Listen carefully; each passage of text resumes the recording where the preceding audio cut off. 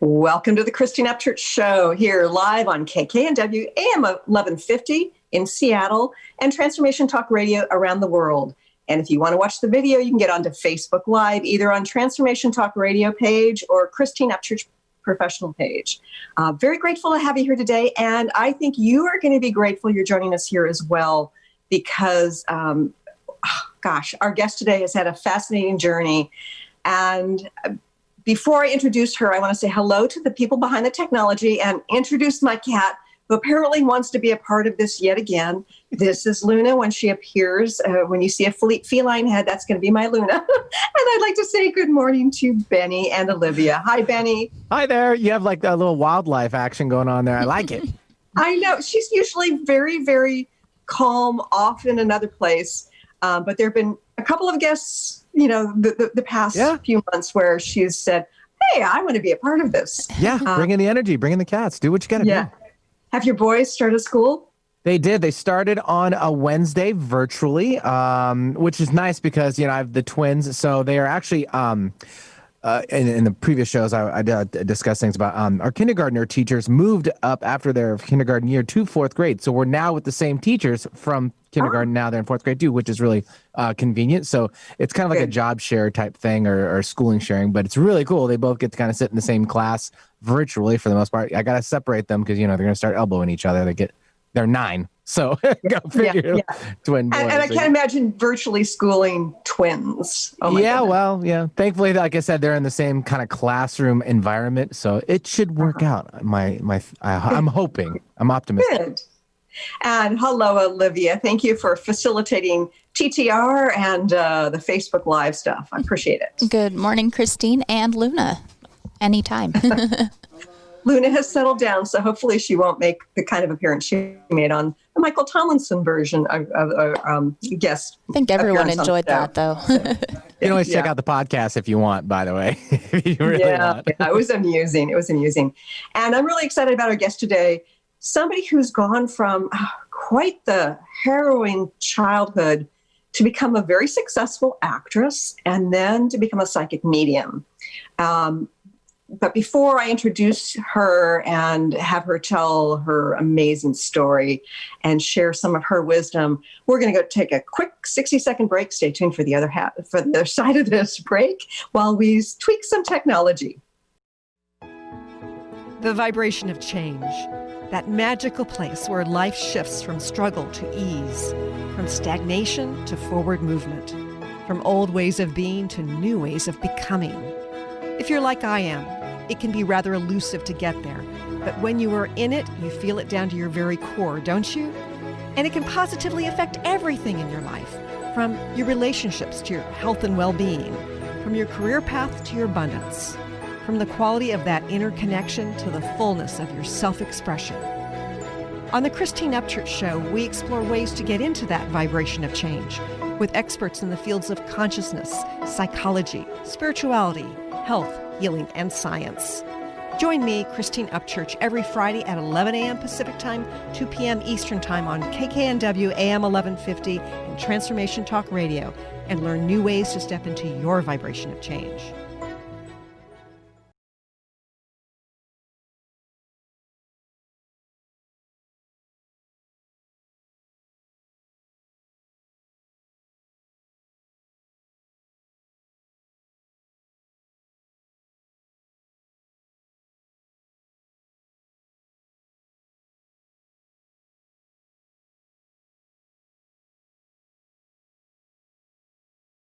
Welcome back to the Christine Upchurch Show here on KKNW and Transformation Talk Radio. I'm really excited about our guest today.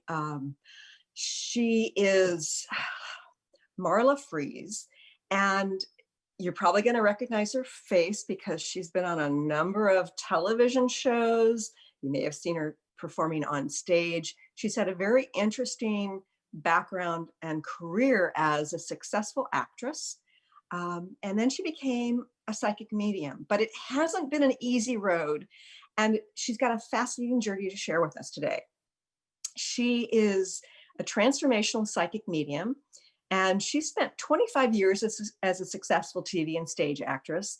And she started devoting herself to her current work and has appeared as a psychic medium on A&E, Bravo, so still in television, History Channel, Sci-Fi, TV Land, and Gaia TV's Beyond Belief with George Norrie. She's made numerous radio appearances, including on Coast to Coast. And she worked with and mentored with James Van Praagh, who's been on the show a few times. And she appears across the country presenting messages with Marla. She's also co-hosted on Whitley Strieber's unknowncountry.com podcast. And it's interesting because I happen to be reading one of his books right now. I'd like to welcome our guest today, Marla Frees, author of American Psychic. Hi, Marla. Hi, Christine. Thank you so much. What a wonderful introduction. Well, I have to tell you, Marla, that just because of my personal taste with books, I tend to prefer nonfiction where it's sort of like conscious learning topics. And I tend not to be as drawn to memoirs. And sometimes when I come across a memoir that people really like, I'll read it and think, okay, well, this is a little boring. And it's like I'm coming out of the closet about my preferences. But I have to tell you, I was so intrigued and fascinated with your own memoir here, American Psychic. I couldn't put it down. And in fact, I stayed up way too late last night finishing it instead of waiting until this morning because I didn't want to have to wait. And you've had a fascinating journey and you did such a wonderful job conveying your own personal process, as well as the fascinating details of your life. Now, I know that you've had great success in a couple of different areas, including as a psychic medium now. What prompted you to share your memoir in this book? Oh, well, it's fascinating to always get reflection from somebody who's read the book. And I think that in the transformation that happens to us, we reach a point in our lives where, well, we thought that we were happy and then something happens and changes us forever. And I was actually married and this happened in 2009 where that whole thing just blew up. As you might have read in the beginning of the book, it was Max the Crystal Skull, something that, I was interviewing Max the Crystal Skull. Uh-huh. And I'm pretty sure I've met Max in person, by the way. Yeah. Yes, Joanne, and of course Max. But these crazy things that were starting to happen to me began in the mid-90s. So that was actually one of the key elements. I did not really believe in talking to the dead. Psychic stuff had been peppered throughout my entire life, but I didn't really give it a lot of focus. But it was this, there were a couple of events that made me, like literally my antennas blew out of my head and they never came back down. I was stalked by someone, which was the gift of fear. And that led me into, being put in James Van Praagh's house.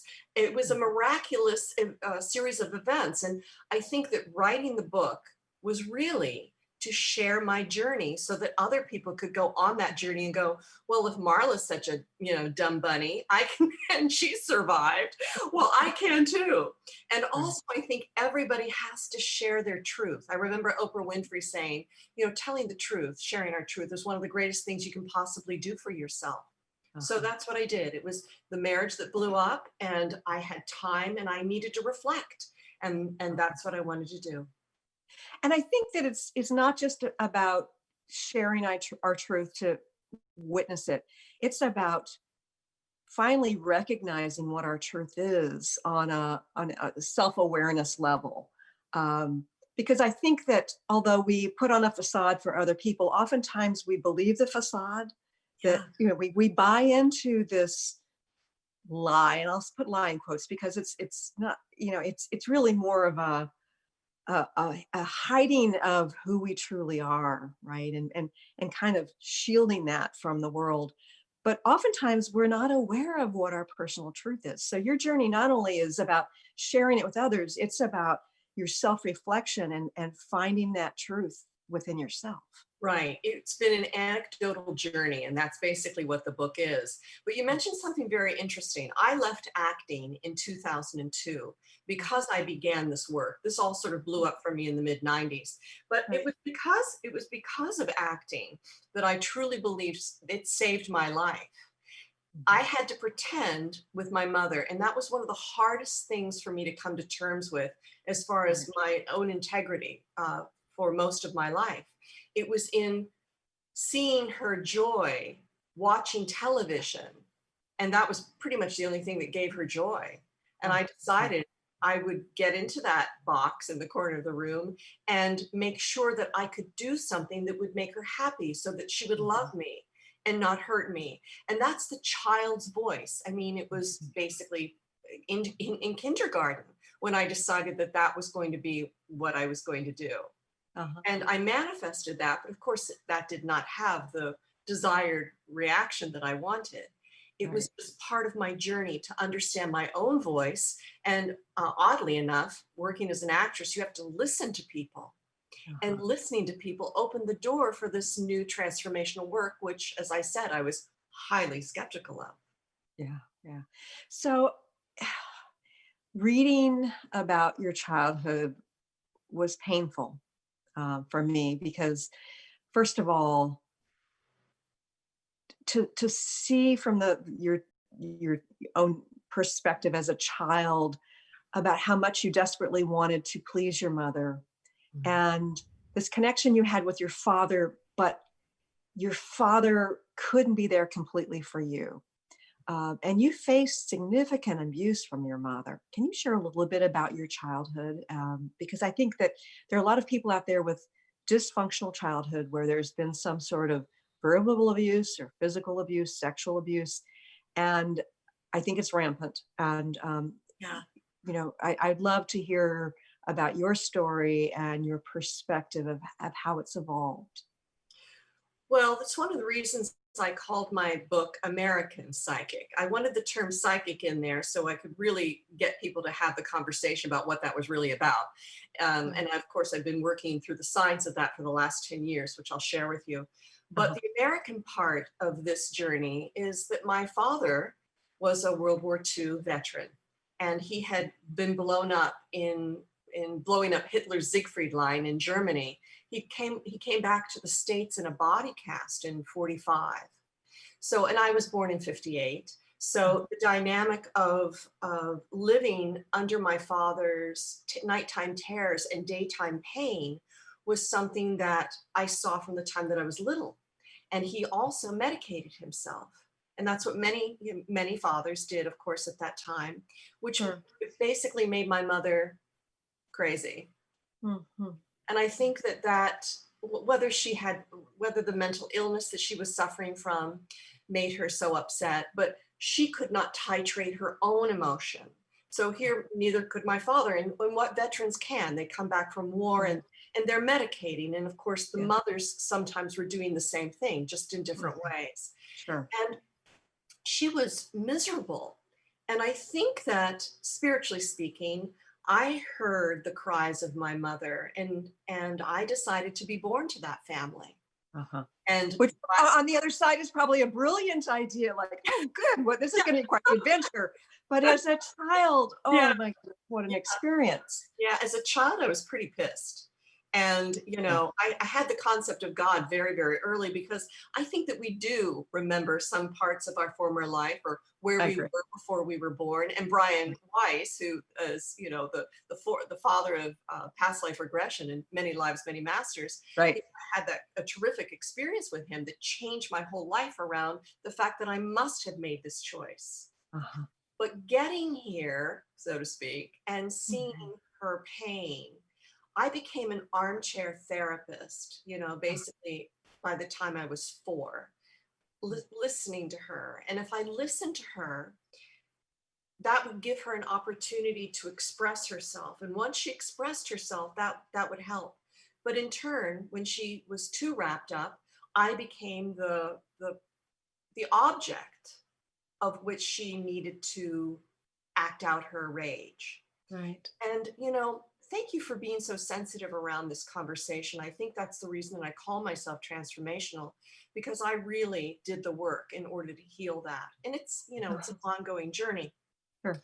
But the transformation of watching that dynamic and being part of that pain was also an introduction to my psychic awareness. Because I mean, I think that when we are heightened in our sensitivities from trauma, we have to find a way. And I was disassociating, Christine. I was leaving my body when things were being done to my body that shouldn't have been.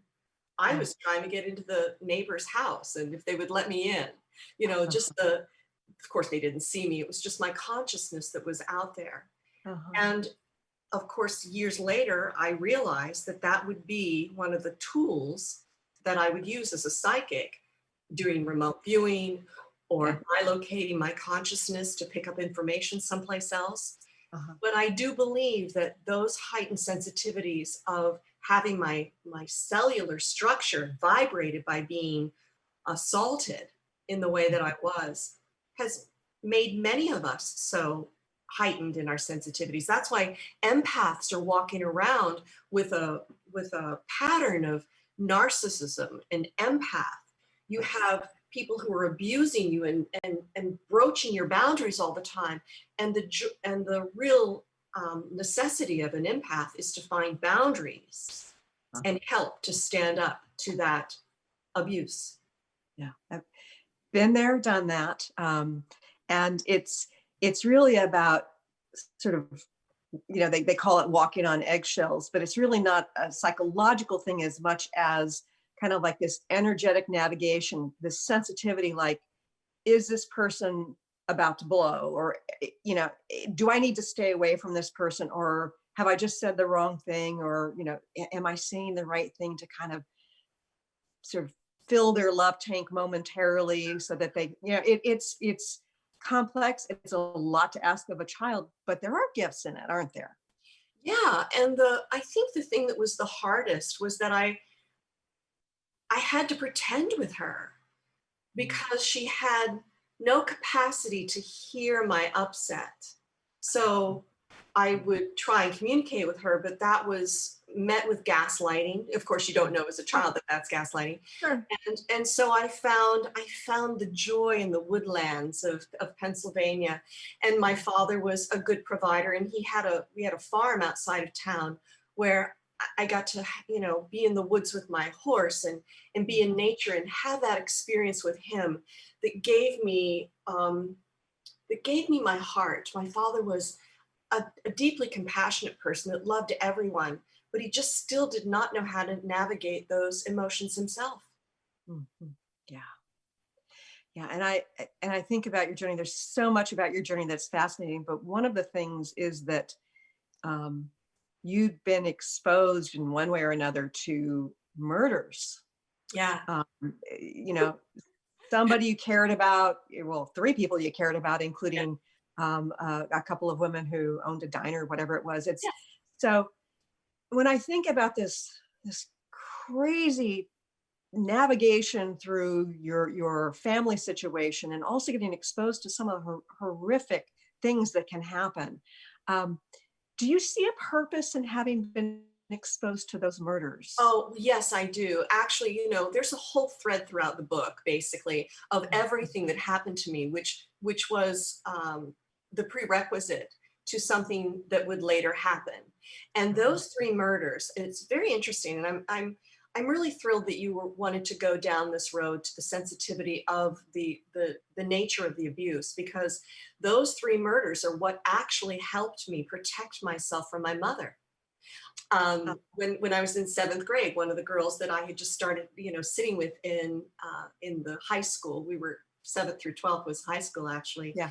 And one of the girls that I was sitting across from was just, I knew that I was sitting there with her. You know, you meet new kids all over the place, but she was so innocent and so different from many of the kids around us. And I just wanted to take what I called a psychic snapshot of her, seeing everything about her and knowing that there was something that made me want to protect her. And then the next week, she was raped and murdered. And that information was something I didn't know what murder was. I didn't know what rape was. You had to listen to people talk about it and learn about it. And it made me start to think that there's things that happen to children that are beyond, but some of that was happening to me. And I said, oh, somebody from the outside is telling me that this is wrong. And I started to question everything. I didn't want to go down to the farm anymore and get on my horse with my father. I wanted to isolate, right? But those two older women the next year were women that I saw every week when I was down at the farm, going back to town. And these women were the salt of the earth, and all they wanted to do was help people and serve people. So when they were murdered, I got really pissed. You remember the Wild Wild West? You remember Robert Conrad and the show The Wild Wild West? I'd been watching that show and I'm thinking, okay, I'm going to become an advocate and I'm going to take a look at this murder and anything that came my way, especially with my father. When he didn't feel strong enough to handle it, I was going to take control. I developed this persona where nobody was telling me the truth, where nobody could protect me. And when there was a guy that stole pigs from our farm, I said to my dad, listen, we're gonna tape his confession. I'm gonna tape a tape recorder underneath your seat. We're gonna get him in, we're gonna get him into the car and get him to confess. And that's exactly, I mean, these are funny things that you learn from television, and the television was my babysitter. Sure. You know? As it was for many people. Yeah. Exactly. How crazy is that? But I developed this sense of bravado, and it literally made me start taking, my mother no longer came into my bathroom ever again. Mm-hmm.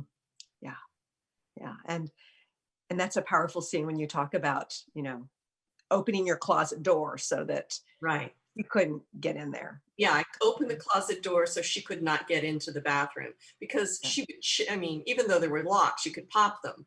But far, the probably worst thing was chipping the paint that she would do if she opened up the door. So I learned by those murders, it made me take a stand for myself. And then inevitably, years later, I would end up, hunting for the bodies of women who had been taken and working on homicide cases. Which is so fascinating. So how have you developed your psychic mediumship? Well, remember, it's a key piece. And for the listeners, if there's anybody that's skeptical about this, why you're skeptical. It's kind of like, oh, that can't happen. That's not possible. The dead talking to us, that's just a crock. Well, when in fact, I had once again been primed for an opening in my consciousness. I just had all my wisdom teeth removed. I had been making a lot of money as an actress, so I basically had time to do things. And I kind of fell for a dark angel. He was a barista boy that looked like Antonio Banderas and Leonardo DiCaprio. And he kept wanting to ingratiate himself to me. So he would try to give me a gift. And one of the first times he gave me a gift, I looked at these beautiful blue vintage gloves and I tried to put them on and my stomach flipped like maybe I'd been sick from the Percocet that I had taken or something. And I was like, what is this? And I heard something I'd never heard before.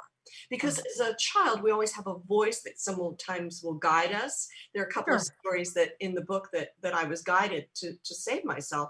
But this was a different voice, Christine. This had a personality, and it said, go to the house that he says that he's living in. Go to the house and see what it's all about. Go up to that street and check it all out. Right. And I was like, what? What is this? So I listened, and that person happened to be the dead woman who had owned those gloves. That had been in the house, right? Yeah. She and her husband had lived in that house. And to make a long story short, she basically led me up there, which made me do some research and found out that she and her husband were dead. And when I called the daughter had told me that there had been a young man not living in the house, but had squatted in the house and stolen things from the house. So here he was, a con man, a con artist, who was trying to ingratiate himself to people, giving them gifts that had been from that house of those dead people. And I was like, oh my God, this is the craziest thing ever. And I saw James Van Praagh on television, and I was also skeptical. And I was making fun of James with a girlfriend on the phone, and she said, well, I'm going to see him next week. So I ended up watching him and coming home after that amazing experience and getting down on my hands and knees and asking and praying, what is happening here? What's this voice? What's this talking to the dead business? Can you help me with this stalker? And basically all those things were revealed and more, because it was James who basically proved to me that I, in fact, was a medium. Yeah. How crazy. It's just crazy. It is crazy. But sometimes the craziest thing is just how our individual paths unfold. Yes. And it's almost like it's being orchestrated at a higher level that we couldn't even dream up the pathway. Exactly. It's so remarkable. And this is really great PR for God. Even though I've been working with a scientist and explaining the science of how I work by tapping into databases, the heart, as you know, heart math and all of those groups that basically explain that the heart is 400,000 or 40,000 times stronger than the brain frequencies. Right. But it is the heart. It was always my desire for my family, as I would go out there praying and asking for help, whether I was at the foot of the cross with Jesus or asking for aliens to basically save me or rescue me sometimes. It was truly my desire, my intention. Lynn McTaggart's work, the intention. Sure. Oh, sure. She's been on the show too. Yep. The intention of having that help. And that opened the door. And of course, it came through a very strange and circuitous way, through those murders at childhood, and then someone who ended up stalking me, and then me working with law enforcement. But that dynamic, we often don't trust that the very pain that we're in is actually the gauntlet of transformation that we're getting ready to go through. If we can be curious enough to take that step and go through it.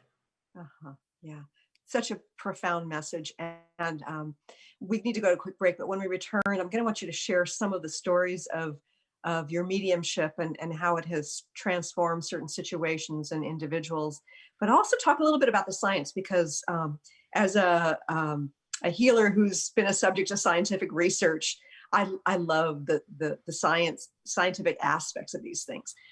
Folks, stay tuned for the other side of this break with more with Marla Frees.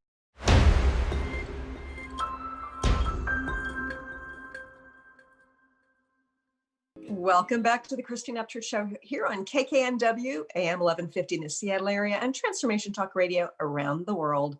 I'm really enjoying my conversation today with Marla Frees, author of American Psychic.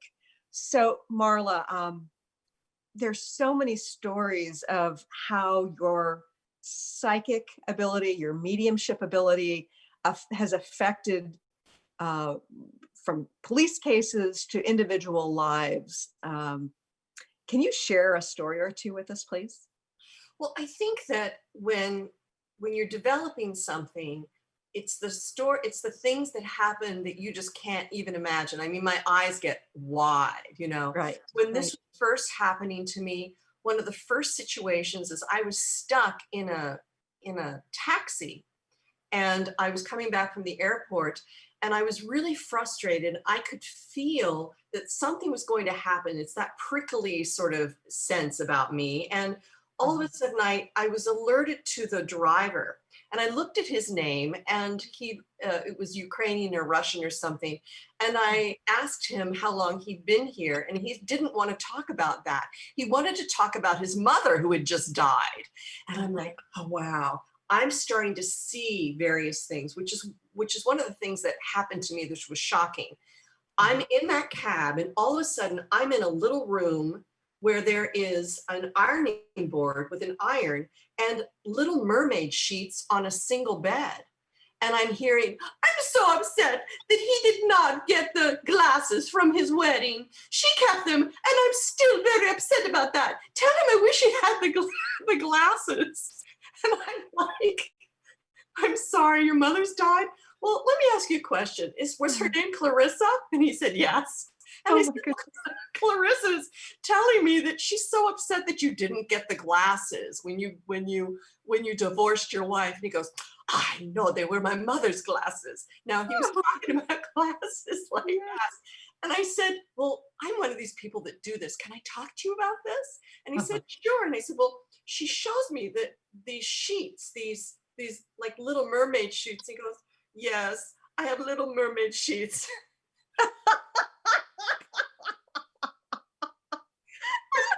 It's like, I'm in a cab. I was pissed off about being stuck in traffic. And this is what happened. Wow. And I thought to myself, if I can just surrender to that kind of joy, because I was going blind to my present circumstances, and it still happens. I mean, I was on the phone with a woman that lives up near you, actually, the other day, and she said that she wanted to talk to her husband and her dead son, and I could feel him. He took me down the driveway, her son, and he showed me the door and the knocker on the door, and that she wore this pink thing, which was a coat, I guess, she told me later, but there was a mat on the ground, and he was talking about she has to move the mat and her hand being hurt. And it was like one thing after another. And she's like, yes, that's my son, and that's my driveway, and that's my door knocker. And yeah, I wear this really cute pink coat. And yeah, I fell because of the mat in front of the door, and I hurt my thumb. And it was just like this download of her beautiful son coming in with his personality, showing me all the things that he had done in the house to help her. But to continue that conversation of life after death. And that is just, the old example of being in the car when it was first beginning, and just last week, of the extraordinary ability that our bodies, as Geiger counters, as empaths that can feel things, to be able to control that in a way to help someone else. And that is just the joy. We cried. Her husband came in and wanted to talk about Italy and wanted to talk about the romance, and which was really fun to have an older man who's now in spirit come back and talk to his 80-some-year-old wife, talking about the romance to inspire her. Yeah. And I just, that's amazing. It truly is. So it runs the gamut. I mean, I've been helping people trying to buy houses in the last couple of months because of the situation, with people leaving homes and etc. And, it's not necessarily talking about dead people, but the psychic awareness of being able to feel a structure. I don't even need to go into the house, but I love going in when I'm helping clients. And I can feel when there's water pressure off, or that there's a sewer issue, so that the psychic, it is cool. So that the psychic elements of this stuff is truly remarkable. But we have this ability. All of us have touches on it, whether we want to focus on it, whether it's our time this time to come around and really explore this. But I find it is remarkable, and I laugh. I had a coach years ago who said to me, Marla, you're like the fish that swims around the moat, and you see the castle and go, oh, it's a castle. It feels like every day, it's like, I can't believe that I'm seeing or experiencing what I am. So you just roll with it, because it's not your information, but you are the vehicle that gives you the opportunity. And Christine, I don't have really any family members. I'm not in touch with, family anymore, for various reasons, whether it was necessary to move on because of what I do and their belief systems. But it is in touching the love. I think it's one of the reasons I don't have family, because I get to feel the love that people have with their loved ones. And that is truly remarkable. And that's one of the reasons I do it. And one of the things that strikes me is you talk about your mother being obsessed with daytime drama, watching her shows on TV, the TV being, your babysitter, you wanting to be in the TV. And what strikes me is that in this role that you play now in helping people, you get to see this television show, but it's a reality show about the other side interacting with this side. And it's such an amazing thing to be able to do, and such a you're gift doing it too. Well, you're doing it too. You're virtually schooling. We are virtually schooling, which I find really fascinating. So the science of this is kind of like, if the computer is God, we are the players of our own avatars in this game. Sure. You know, we have rule sets and everything. We can't jump out necessarily, but we're in this, and the computer really needs us to grow up in consciousness. And as we have discussed, the dynamic of, we have to find a way to listen. You know, in our country, we're having quite the issues going on, and our forefathers have been, many times I've communicated with deceased veterans who have basically gone before us, telling me, we, the people who are here now at this time, and all of the listeners here are here at this time to help us do something about what our forefathers couldn't. You know, you and I have had experiences. You shared with me that when you were listening, consciousness gave you a challenge. Yeah. You know, when I was in my early 20s, when I was trying to decide, somewhere between my junior and senior year, I was a math major in college, trying to decide whether I should go into computer science or go to grad school to study statistics. And so I heard this disembodied voice that I don't recall hearing before up to that point. And it said, "You're a healer." And I was walking down the street, there was nobody around. And I thought, that's a strange thing to say or to hear. And like, you know, did my imagination come up with this? Well, I heard that voice a couple of times saying the exact same thing emphatically. And I thought about it, being a healer. And I thought, I've got so much emotional baggage that I wasn't really willing to face at that point, but I could feel it. And I thought, this is the most egotistical thing my mind has ever come up with. So, you know, fast forward a few years, I developed the early stages of lymphoma. And with that cancer, doctors said early treatment tends to give people a shorter life. And so they wanted to wait and watch until it got to be bad enough. And then they would put me on chemotherapy the rest of my life. So I ended up on this journey to heal myself, and I did. And it put me on a different path to become a healer. So it's like I first had to heal myself. And of course, you know, being a healer isn't just about facilitating healing for others or teaching people how to do that. It's about being on a journey of self-discovery and this stepping into authenticity, which is I think a key portion of any kind of healing. Yes. And yes, so I didn't listen. And so the universe had to speak more loudly. So here's a chance, you know, to become a healer. and I think that we're still living this out, where, you know, in talking to forefathers or other people that have gone before us, basically we're constantly being given messages. Yes. When are we going to listen? And I really want to talk to you about the science as well. But before we go any further, before we run out of time, I want you to share with listeners how they can connect with you, because I know that you do offer sessions, and you know, they'll be able to read more about your book and your journey. Oh, good. Well, look, I just have a prop right here. Right. The prop. This book it's available on Amazon, Barnes and Noble, Simon & Schuster. It's available in Kindle, and I just put out the audiobook about a month ago. Great.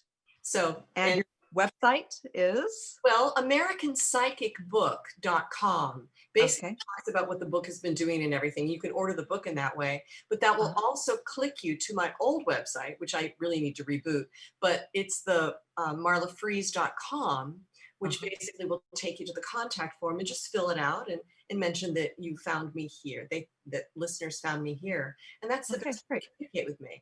Yeah. I'm so, and it's MarlaFrees. Yes. She frees us from this fear that our loved ones don't exist after they pass over. Let's put it that way. So that's how Marla Frees. Yes, thank you. Yeah, it frees us from the bondage of our childhood so that we may transform. Yes, I love that too. Yeah. Okay, so tell me a little bit about the science, because as a former research statistician, I love hearing about the scientific validation. I've been a subject of scientific research with all sorts of experiments relating to healing. It's very real. Yes. And I'm excited to hear that there's some research being done associated with mediumship. Well, the thing about, Dr. Gary Zukav, I think that's, Gary Schwartz. Gary Schwartz, yeah. Gary Schwartz. Gary Schwartz, was doing that work for a long time, and I had been in touch with him back then, and I was very fascinated by that, but I didn't go down that research very long. I found myself pulled to Tom Campbell and also the work at the Monroe Institute. So I had found myself after getting divorced that I needed to go to Monroe. I heard about it for 15 years. So it was literally the US military psychic spies that made sense of all of the stuff that was happening to me. And I trained with them. And they saved me from feeling crazy, because that's when the whole stuff with law enforcement started happening. I really needed grounding. And it was Monroe Institute, the largest educational center for expanded states of awareness, and the binaural beats that Bob Monroe and an engineer by the name of Dennis Metternich and Tom Campbell, who was working as a scientist and as a physicist back then, they developed the binaural beat system. They developed hemisync work. So Tom went on to develop NASA defense systems, and then he became a consciousness expert and wrote My Big Toe, which is a book this thick, The Theory of Everything. And when I was working as a co-host for Whitley on Dreamland, Whitley Strieber, Whitley Strieber, that was part of one of the books that I needed to take a look at, and I got Tom on the show. And of course, my math was not my favorite thing. I have so much respect for your brain and the way that it works with math, because it took me like maybe 10 years ago, I finally believed that 5 and 7 was 12. So I had a little bit of a block there. but Tom's work in discussing the virtual reality, not the materialism of science, but the virtual reality model of reality equaling information, became an opportunity for the metaphysics and the psychic part of me, or the paranormal, to become normal. Right. Because of that. So studying how the Akashic records are a database, and that finding ways for our physical systems, as well as our consciousness, everything about us, to be able to access those databases is where I went, oh, this is really fascinating, because I needed the more grounded reality in being able to spread out this conversation of being able to communicate with deceased loved ones, and past life regressions, and altered states of reality, and other energies and entities that we were curious regarding ETs and all of that. So I started, studying with Tom, and Tom's been having these immersives that we were traveling all over the world doing, where we would get together a group of people, and for a week we would go into these meditations with binaural beats that Tom had developed, and access all of this. I mean, it was Hogwarts times, 1,000. And I want to encourage people to get the book, because that's one of the most fascinating parts of your journey. I mean, the things that you were experiencing were mind-blowing to me, at least. Yes, well, but those are my experiences, right? Sure. Other people had tremendous, I guess, the reservoir inside their soul about healing, to start doing this outpouring. I mean, remote viewing's one thing to study and all of that, but we began a series of healings through Tom's work called the outpouring, which was sending a frequency or love, or seeing these people healed. And that just became another part of this immersive work that we've been doing. Right. So right. yeah. That's so exciting. Okay, so I know you've helped police solve cases. You've helped people to reconnect with their loved ones who've passed over. Yeah. how has this helped to heal you? Oh my, I have to get a Kleenex for that one. Oh, Well, I can't really talk about the end of the book, but the culmination of the book, it was the most transformational experience of my life, in that I was able to connect to my mother in death through another medium. I thought that this book was going to come out in 2012, and I heard, the way that I hear things, no, we want you to talk to your mother.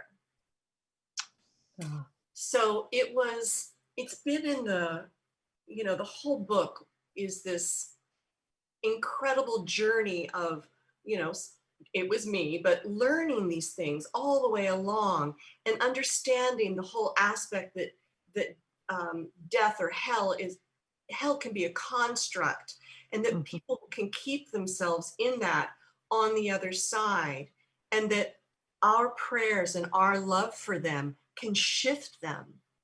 It was in writing my book that I relived so many of the situations with my mother. And in that time, Christine, I was able to speak to her, and speak to her in ways that if she were here while alive, she would never allow me to speak to her. But I could tell her what was upsetting and talk about them and write the things, so that she had to understand, her soul, that database had to understand what her life had done. right. Both good and bad, so that she too could heal that for herself. Yeah. And I love that it's that connection between somebody who's on the other side, that it's almost like it's very much like the healing and the journey continues. The expansiveness doesn't end when the person's life ends here. Exactly. Yeah. And there's it's really healing on both sides of the veil. Yeah. And I believe that I might have had COVID in December and January before, we in Los Angeles have, been talking about this for a while. But she came to me in that time and showed me something that she had used for me when I was sick as a child, because I was sick a lot. And she had shown me one of the old vaporizers. You remember those that we used? Yeah. Yeah. And she said, this is what you need. And she also said, you need to breathe. And I knew I need to breathe, but I ended up actually getting some doTERRA out of my cupboard that said breathe, which is a respiratory aid, which was a bronchodilator, which made my lungs, I'm not a doctor talking about this, but it actually was necessary it opened up my lungs, which I believe helped me in this process. Right. So she will pop in and out in various ways, but her consciousness is much different than when she had originally died. Yeah. So the help that we have given each other in life and death, that's the transformation of it all. It really is. It's the journey of our joy, our loss, and our forgiveness. So, I know that there are people who think that if they become conscious enough, whether it's through, developing their connection with the divine or developing their psychic abilities, that somehow they're going to spiritually bypass the pain and suffering of being human. Let's just some might not state that, but there's kind of like this conditionality, like, okay, well, if I do this inner work and get this connection, that somehow it's going to make life easier. What do you have to say about that besides laughing?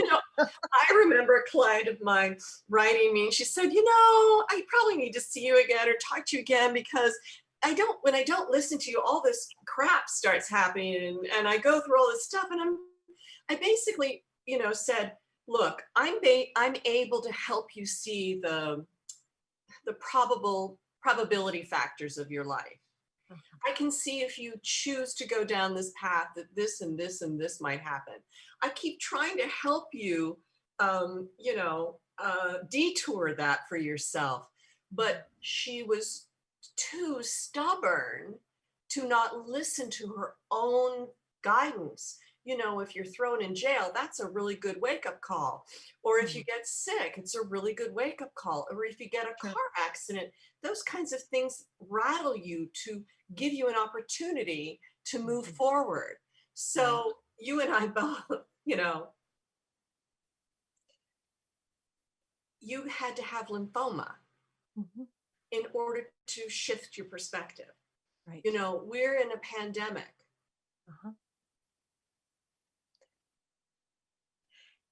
And it's the sort of thing where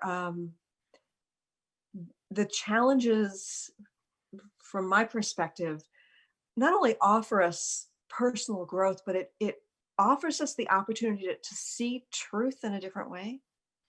And, you know, I'm looking at the COVID situation, and the fear is rampant right now.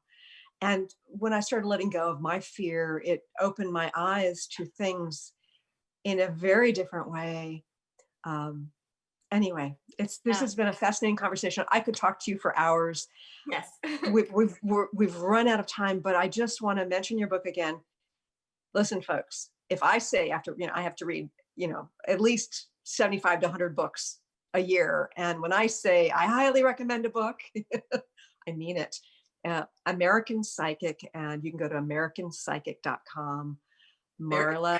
AmericanPsychicBook.com. Oh, sorry, AmericanPsychicBook.com, yeah, or MarlaFrees.com. Yes, correct. And yeah, I just so enjoyed your book, and it's been inspirational to share in your journey in both reading the book and chatting with you today. Thank you for joining us here today. Thank you so much, Christine.